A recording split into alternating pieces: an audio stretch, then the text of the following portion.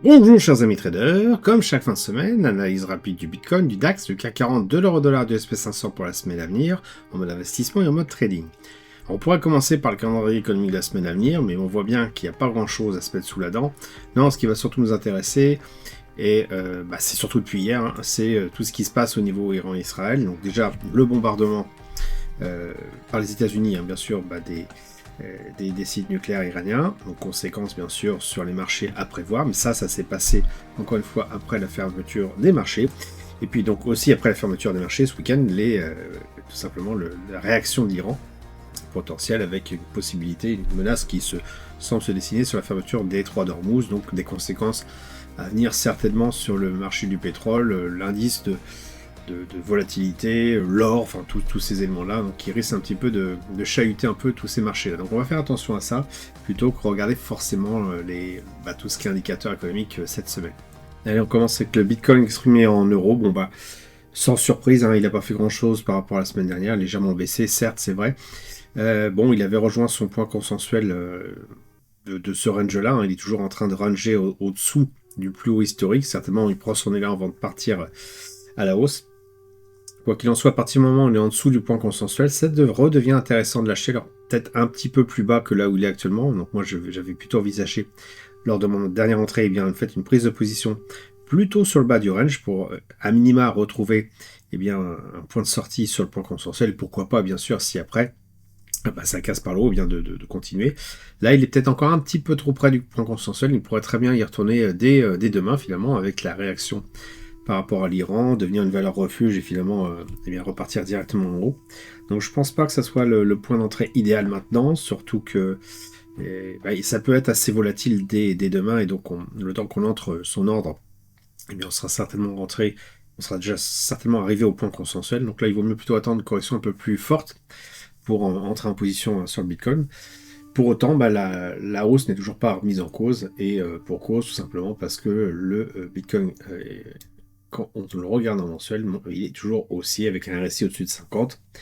Et bien des courbes aussi des moyennes mobiles sont bien orientées. Finalement, pour l'instant, tout est orienté à la hausse sur le Bitcoin. Si on regarde maintenant le DAX, le DAX nous a fait une correction. Alors bien sûr, on est toujours dans quelque chose de haussier sur le long terme. On a une correction assez saine, puisque finalement, par rapport au plus haut, on s'en sort avec une baisse d'approximativement 4%, donc en 2 semaines.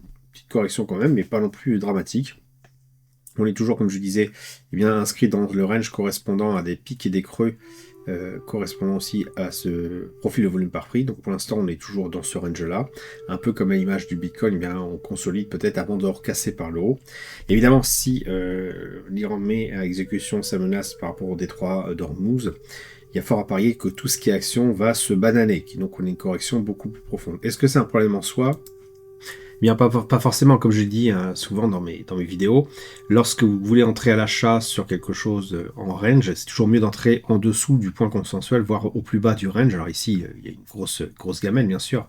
Je crois que c'était juste après une intervention de Trump. Là encore, je sais même plus vous dire qu'en quelques semaines, on a déjà oublié pourquoi ça a baissé. À la limite, on s'en fout. Ce qu'on voit, c'est que ça baisse. Donc on peut avoir une correction aussi forte, et à ce moment-là, c'est plutôt intéressant de prendre en position quand cette forte correction aura probablement atteint un point où il y a un creux de volume par prix. C'est là où les meilleures entrées sont disponibles. Donc, tout simplement, parce qu'il y a pas mal de gens qui risquent de se mettre à vendre, le prix va baisser, atteindre un point consensuel, peut-être celui-ci, ou comme ici, on a une grosse frayeur, peut-être celui du dessous, et entrer en position à ce moment-là à l'achat pour, dans une optique finalement que le prix reprenne ses esprits et reparte vers le haut, est tout à fait plausible. Là, en l'état actuel des choses, le faire tout de suite, c'est pas indiqué, et puis comme je vous dis, avec cette volatilité et ce problème avec l'Iran, je suis pas convaincu qu'acheter maintenant soit le meilleur deal, et puis peut-être même que il y a une forte probabilité que les gens pensent plus, comme je le disais, tous à vendre, et donc à faire baisser d'autant le prix du DAX. Si on regarde le CAC 40, comme d'habitude, il y a une capacité à descendre plus vite que le DAX qui est assez extraordinaire, donc on a une belle baisse. On est en train de revenir sur un point consensuel, donc ce point consensuel ici, correspondant à un range qu'on a depuis pratiquement 2 ans, si ce n'est plus, 2 ans à peu près. Et donc là, si vraiment vous envisagez à ce que le CAC 40, vous envisagez que le CAC 40 reparte vers le haut, mais plutôt d'entrer en position comme j'avais pu le faire par le passé sur les niveaux bas de ce range-là pour à minima un retour sur le point consensuel. Et effectivement, si vous envisagez vraiment que la France va péter tous les scores possibles, eh bien pourquoi pas une sortie par le haut. Pourquoi je dis ça? Encore une fois, regardez en unité de temps mensuel. Quoi qu'on en dise sur l'état financier de la France, eh bien tout ceci reste haussier. Et il n'y a pas encore de divergence. Vous avez un nouveau plus haut qui fait un plus haut sur le RSI et pareil sur le prix. Pour l'instant, aucune divergence n'apparaît.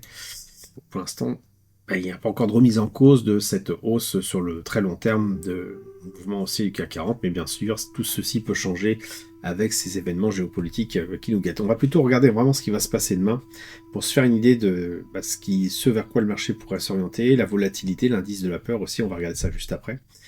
Et de toute façon, il y a un adage qui dit qu'il faut mieux vendre en mai, puis revenir plutôt après les vacances, quoi, hein.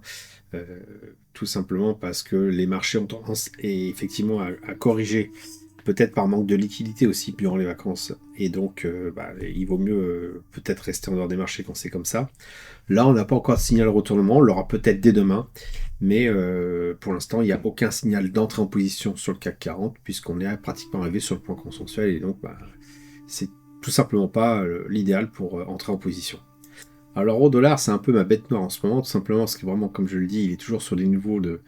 Allez, on va regarder plutôt en mensuel, de plus haut, pas historique, hein, mais de plus haut sur une oscillation qui est quand même dans on peut dire une tendance baissière, hein, sur le long terme, il faut quand même pas rigoler, hein, pratiquement depuis le début 2008, eh bien, on a une baisse de l'euro par rapport au dollar. Pour autant aussi, on a une reprise de l'euro sur le dollar depuis 3 ans à peu près. Donc on a une belle hausse assez importante. Mais voilà, on arrive au sommet, hein, ce tunnel de baisse. Les indicateurs sur une base hebdomadaire font le yo-yo, hein. Le RSI passe au-dessus, en dessous, au-dessus du 50, du niveau critique. Et là, on atteint vraiment les plus hauts. Donc, qu'est-ce qui peut se passer dès la semaine prochaine? Je pense que vraiment, les événements géopolitiques vont avoir un impact quand même sur l'euro-dollar. Donc, soit ça casse vraiment par le haut, j'y crois pas trop, soit ça à nouveau ramène l'euro plutôt vers le bas. Quelqu'un pourrait revenir, excusez-moi pour tous les graphiques, là, il y en a un petit peu partout. On pourrait revenir sur les points consensuels, notamment celui-ci. Alors, pas tout de suite, hein, à moins vraiment qu'il y ait une catastrophe, mais on va pas revenir sur le 1,08 tout de suite en étant à 1,15. Mais on pourrait s'orienter vers ça, en tout cas dans un horizon moyen terme. Et pour autant, si je me plante complètement, eh bien ça pourrait faire exploser l'euro à la hausse. J'y crois pas trop, mais ça reste un scénario envisageable. Donc attendons de voir si ça a vraiment un impact sur l'euro-dollar. Les esprits chagrins me diront, normalement l'euro-dollar c'est plutôt les taux de change qui permettent de faire évoluer le prix, hein, de l'euro par rapport au dollar. Oui, c'est vrai. Mais tout ce qui touche finalement au pétrole touche au dollar, et tout ce qui touche donc au dollar a un impact aussi sur l'euro-dollar. Donc il faut vraiment être prudent par rapport à ce qui peut se passer de demain. Je reste quand même toujours sur un pied baissier à long terme, même si on a vraiment pratiquement explosé toutes les sécurités à la hausse. Mais c'est peut-être une erreur de ma part. Donc attendons de voir ce qui se passe la semaine prochaine. Peut-être qu'il va même rien se passer du tout. Et peut-être qu'il faudra tout simplement avoir quelques bougies supplémentaires pour se faire une idée de la direction de cette devise, de cette paire de devises. On regarde le SP500. Alors, il n'a pas fait grand-chose, hein, par rapport à la semaine dernière. On est dans la même analyse finalement que la semaine dernière, qu'on est aussi comme le Bitcoin. Et bien sur des plus hauts, plus ou moins historiques, hein, il y a un peu plus haut juste avant, mais on reste dans un range de latérisation de grande amplitude sur le SP500, et après avoir touché le bas en avril, eh bien on est bien remonté, et pour l'instant, on semble amorcer finalement une faiblesse, hein, dans la hausse, et donc peut-être un retour sur le point consensuel des 5810. Mais voilà, encore une fois, c'est pas indiqué, et on ne sait pas du tout l'impact que va avoir tous les événements géopolitiques de ce week-end, tout simplement, bien sur l'évolution de ce prix. Ce qui est clair, c'est qu'il est probable, très probable qu'il y ait un impact, qu'on va avoir une belle bougie soit dans un sens, soit dans l'autre. Je sais pas, je ne saurais pas trop vous dire, hein. De toute façon, personne ne pourrait le savoir. Le seul truc qui me laisserait à penser que ça peut être une bougie vers le bas, c'est tout simplement cette fichue divergence baissière dont je parle un petit moment, qu'on a validé finalement quand le RSI est passé en dessous de 50. Maintenant, c'est vrai que le RSI est repassé au-dessus des 50, et donc, en théorie, ça invalide la divergence baissière. Ça veut dire potentiellement que si le prix revient, le RSI revient sur les 50, il va certainement osciller de part et d'autre et nous faire un coup de yo-yo. Quelque chose comme ça, hein, un petit peu. Hop.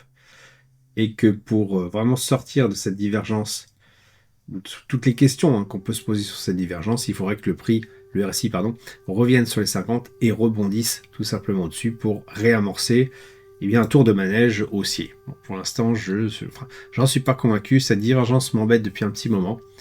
Et je m'attends donc plutôt... Allez, on va le mettre ici pour la semaine prochaine. Est-ce qu'on revienne sur quelque chose un petit peu comme ça, qu'on revienne directement sur le point consensuel. On va voir ce qui se passe la semaine prochaine, puis tout simplement, on en reparle et on surveille ça. Et éventuellement, je ferai une vidéo entre-temps si on voit que les choses évoluent un peu plus rapidement que ce qu'on pourrait envisager. Je vous ai parlé de la volatilité, donc là, hors de question d'avoir des valeurs de RSI pertinentes ou autres. Ce qui est intéressant, c'est de voir l'évolution des courbes. C'est qu'à chaque fois qu'on a eu un gros souci, Covid-19, démarrage de la guerre en Russie, là, je sais même plus ce que c'était, comme je vous disais, au mois d'avril, eh bien, à chaque fois, peut-être que l'Iran va avoir quelque chose qui risque de péter tout simplement à la hausse. Il faut avouer que la semaine dernière, avec l'attaque d'Israël sur l'Iran, on n'a pas eu grand-chose, mais là, peut-être qu'avec les États-Unis, ça va être une autre paire de manches, surtout à cette histoire de détroit d'Ormuz. Donc, on va surveiller ça aussi, qui nous indique aussi la fragilité des marchés, surtout la non-rationalité des marchés, qui de toute façon n'est pas rationnelle de base, mais qui est encore plus aggravée quand ce fichu indicateur monte au-dessus de 30. Là, on est quand même relativement, oui, on est à 21, c'est pas non plus transcendant, mais la plupart du temps, quand tout se passe bien, voilà, on est plutôt à 13. Donc on sent qu'il y a une légère tension qui est là, d'après cet indicateur-là. Pour autant, c'est pas l'effet panique qu'on a dès qu'on dépasse les 30, mais peut-être que dès demain, eh bien, ce graphique aura une toute autre allure. Donc on va regarder ça de manière un petit peu plus avec circonspection pour tout simplement se détacher justement des émotions et rester le plus rationnel possible, notamment par rapport à nos plans de trading et éviter de les modifier à tout va. Un dernier petit coup d'œil sur l'or, donc là exprimé en euros, voilà, on voit qu'il n'a pas fait grand chose non plus en weekly et qu'il est tout simplement en train de latéraliser, alors plutôt visible en journalier. Il est en train de latéraliser, donc comme s'il préparait un petit peu son sprint après pour une sortie à la hausse. Pour autant, quelque chose qui est assez intéressant, je n'ai pas tracé à l'écran, c'est voilà, le point consensuel ici, sur un pic de volume par prix, on est pile dessus. Ce qui est intéressant, donc, c'est de se dire, finalement, si on a la chance qu'il revienne un peu en dessous, de prendre une position achat paraîtrait pertinent pour accompagner le prix vers le haut. Là, on le voit, effectivement, je pensais qu'il était un petit peu plus en dessous. On voit qu'il est pile sur le point consensuel, ce qui laisse à penser que, voilà, pour l'instant, on n'a pas d'orientation très précise et que si on veut acheter, il vaut mieux envisager de prendre une position sur le bas de ce range-là, donc en dessous de ce point consensuel, plutôt que d'acheter déjà là où il se trouve ici, avec le risque, finalement, qu'il corrige plutôt et qu'on se met en perte directe, voire pire, d'acheter au-dessus du point consensuel, ce qui augmente les probabilités finalement que le prix revienne sur le point consensuel, donc nous mette en perte latente. Donc on va surveiller ça de près dès demain, et voir si cela va impacter un peu nos décisions de trading sur le court terme et le moyen terme. Voilà, j'espère que vous avez apprécié cette vidéo. Si c'est le cas, merci de laisser un pouce pour m'encourager à continuer. Abonnez-vous à la chaîne YouTube pour ne rater aucune nouvelle publication. Je vous dis merci, et à bientôt sur le blog. Quand j'ai commencé le trading, ce n'était pas pour gagner des millions d'euros, me pavaner en voiture de luxe à Dubaï et vivre une vie de jet set. Bien au contraire. Mon objectif était tout autre. C'était avant tout de pouvoir être serein. Pas besoin d'être millionnaire pour ça. Non, moi je voulais juste être autonome et ne dépendre de personne pour faire mes choix de vie.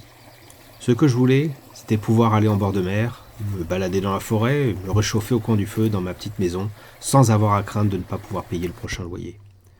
Un objectif simple, puissant, et réellement atteignable à la fois. Cet objectif, je suis en train de l'atteindre. J'ai ma petite maison pas très loin de la mer, elle est payée et ne me coûte pas très cher en entretien. Mon activité de trading me fournit une partie de ce dont j'ai besoin pour vivre. Pour le reste, j'ai encore une activité professionnelle, mais elle me sert plus à épargner qu'à vivre. Si vous souhaitez savoir comment je m'y prends pour gagner de l'argent avec le trading, je vous invite à vous inscrire sur le blog.